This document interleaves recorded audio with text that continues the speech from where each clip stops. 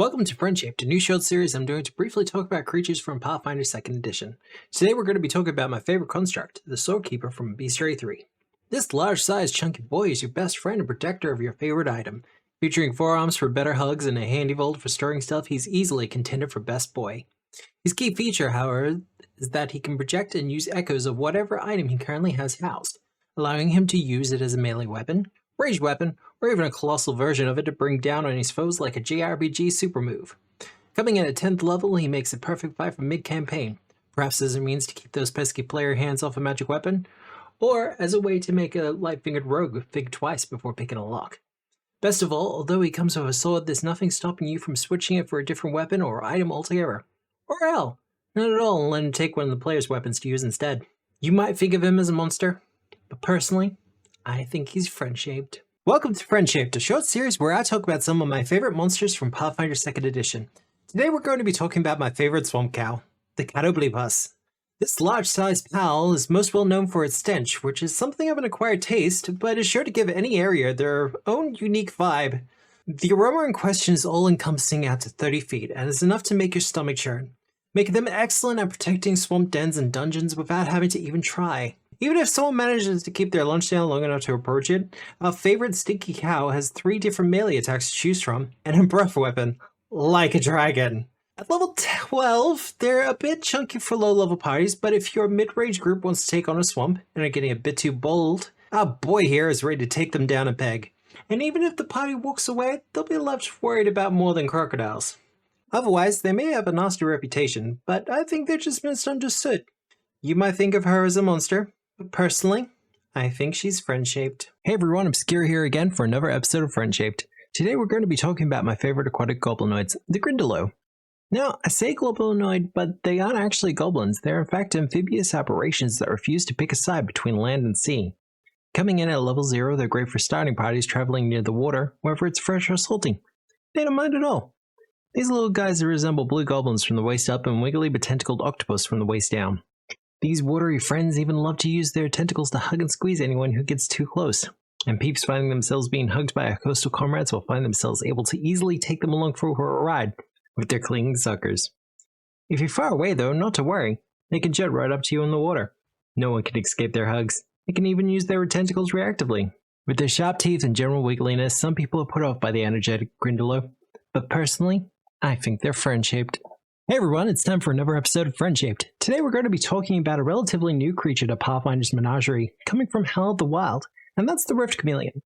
This reptilian rapscallion is only level 3, but is definitely equipped to punch way above his weight grade. Able to sneak up on you from literally anywhere, this little guy has the ability to hide in plain sight so long as anyone looking for them isn't on the inferior plane, taking full advantage of its ethereal camouflage. Moreover, his all-round vision makes it impossible to flank, and its flickering dash means it can cross any distance in a heartbeat. What makes this critter really fun though is his extra-dimensional gullet, because not only does he have the ability to swallow whole, so long as the creature is large or smaller, he's got no limitation on the amount he can swallow, making this little guy a perfect counter for those new large-size ancestries. With his 10-foot tongue and impressive appetite, folks might not want to give the ravenous Rift Chameleon a shot, but to me, I think they're friend-shaped. Hey everyone, and welcome back to Friendshaped. Today's episode is all about everyone's favorite temporal puppy, the Hound of Tindalos. This best boy hails from the plains of time and comes in at level 7, and is probably one of the few creatures you want in your corner. Speaking of corners, our critter has a strange ability to leap out from any corner, allowing it to move around quicker than most expect, and making it the enemy for any dungeon delver. Beware those antechambers. More than just being able to use corners to move about, they're also empowered by them, with having resistance to physical damage so long as they're next to one. We're not about to ignore those eyes though. Look at them peepers, so adorable, how could you deny them? Unfortunately, people who meet its gaze will find themselves in pain, as it can cause bloodless wounds to appear within those pesky adventurers. So pad with caution, approaching can be bad for your health. With its pretty eyes, strange movements, and needle-like teeth, a lot of people won't give the Hound of Tindalos the time of day. But personally, I think they're friend-shaped. Hey everyone, and welcome back to Friendshaped. In today's episode, we're going to be covering one of Paizo's favorite aquatic boys, the Reef Claw. If you played a low-leveled AP released by Paizo in the last 2 to 3 years, it's likely you've encountered a Reef Claw, and it's no wonder. This Blackpowder friend comes in at level 1, making it perfect for putting up against first level parties. Now these squirmy scoundrels aren't going to be ending anyone's day, but they are certainly happy to ruin it. We can't continue without talking about these cuddling claws they pack, and I do mean that. With a built-in grab and constrict, anyone they get a hold of won't be getting away for a very long time. Those grabbers of theirs even have a built-in poison that will make it even harder to get away. To top it all off, even death won't stop their attempts at a cuddle with a reaction they can use upon death that gives them one last claw strike. With their sleek bodies, pincers, and aggressive demeanor, most people don't like the humble reef claw, but Paizo seems to, and you know what?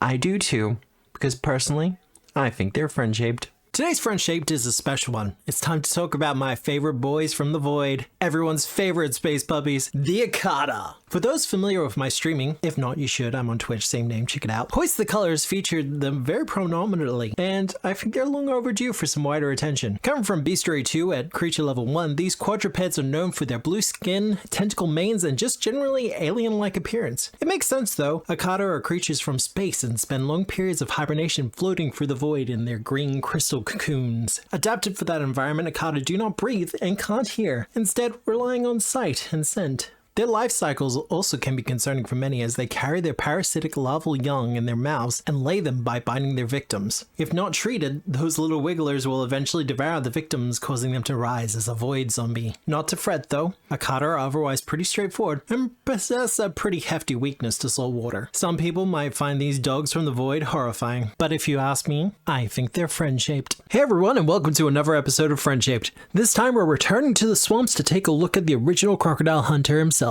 the Kruth. Coming from the Monster Corps, but not a stranger to earlier volumes, this smiley boy is known as the Crocodile Hunter, as they are considered one of their few predators. These carnivores are known to devour any flesh, but do have a special fondness for reptiles such as boggarts, lizard folk, and dinosaurs. Coming in at level 8, how these creatures manage to take down such large prey is mostly thanks to their bite. Packing a 2d12 plus 9 Joer attack, they have one of the most deadly melee attacks for the level, and thanks to their poison tooth, they ensure their special smile is never forgotten. Causing drained and persistent bleed and requiring proper removal, it's no wonder they're known for their teeth. Combined with their pain frenzy, which punishes those who dare crit this adorable man's, the Kruth is an obvious candidate for putting those pesky crit-happy adventurers in their place. With their toothy smile, delightful claws, and wagging tail, most people keep their distance from the Kruth. But personally, I think they're friend-shaped. Welcome back everyone to Friendshaped. Today we're going to be covering a newcomer from the brand new Monster Corps 2, the multi-eyed and big-smiled Narek. Deep underground, these critters make their home, hunting in packs, always looking out for the next new friend. Coming in at level 7, these boisterous beasts make for a great early level buddy for underground encounters. Drawn to fear, these happy hunters can taste it and find it absolutely delicious, and even produce their own way to create fear in others with their saliva. Delivered through their bite or their rather accurate spit, and can even bind people in place with it. Despite all this though, they aren't without their problems. Though they have many eyes, they don't function nearly as well as their sense of smell, and can't see anyone beyond 30 feet. Because of this, people trying to avoid them can attempt to sneak by so long as they stay courageous. With the biggest of smiles and a taste for fear, most people won't even want to take a look at the Narek. But personally, I think they're friend-shaped. Hey everyone, welcome back to Friendshaped, and today we are doing something special and talking about one of the new dragons from the Draconic Codex, the roundest bowl of fun in Pathfinder, the Pearl Dragonette. This bouncy boy comes in at level 1 and is considered a dragon full and true. Despite their reputation for being defenseless, this little guy actually has the interesting talent to bounce from danger, getting resistance to bludgeoning damage while flying away wildly. That's not their only defense though, as they propagate a reputation around themselves of being lucky to have around and unfortunate to anger. This is not without truth though, as living embodiments of luck, these little dragons have the unique ability to breed fortune and misfortune. For weal and woe dragonified, they make an interesting encounter for adventurers. Despite their diminutive stature, their combination of abilities could have them assisting either side of a conflict, and is great for an early level encounter to keep them on their toes. With their round bodies, curious techniques, and strange manipulation of luck, people may be torn on the tiny Pearl Dragonette, but personally, I think they're friend-shaped.